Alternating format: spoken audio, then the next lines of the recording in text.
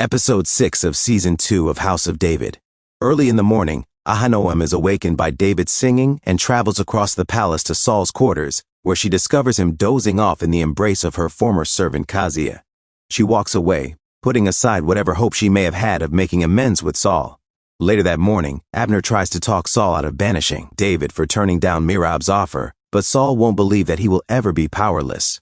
Arriving in the middle of their discussion, Ahinoam suggests a different course of action: provide David Michal, the wife he desires, in exchange for finishing one more task that will be unachievable. Saul gives David Michal if he can destroy the Philistine forge and return with 100 foreskins as evidence of his own might, in accordance with Ahinoam's advice. When Saul visits Doeg later, he sees that he has also been cursed by Samuel and exhorts him to use his blade on adversaries rather than himself.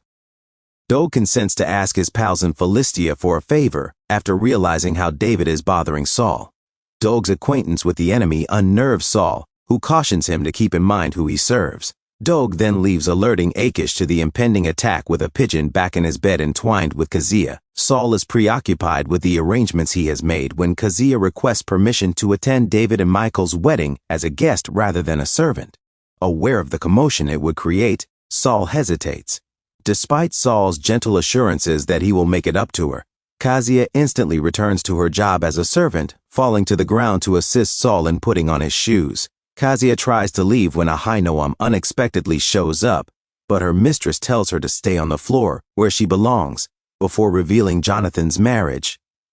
Saul and Ahinoam are made to sit at a table and pretend to be a happy couple during the marriage feast.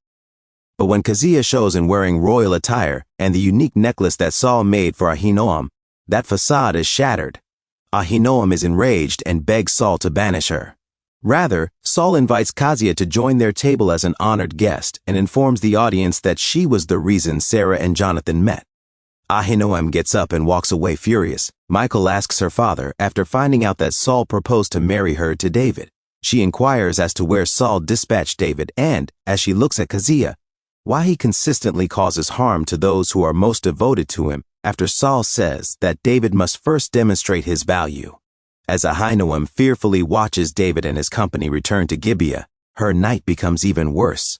Eager to blame Ahinoam for the disaster the king asks for her after David confronts Saul, Saul becomes even more irritated when Ahinoam insists that the scheme worked when he finds her Ahinoam snaps after Saul accuses her of being his real curse, highlighting everything she has done for him.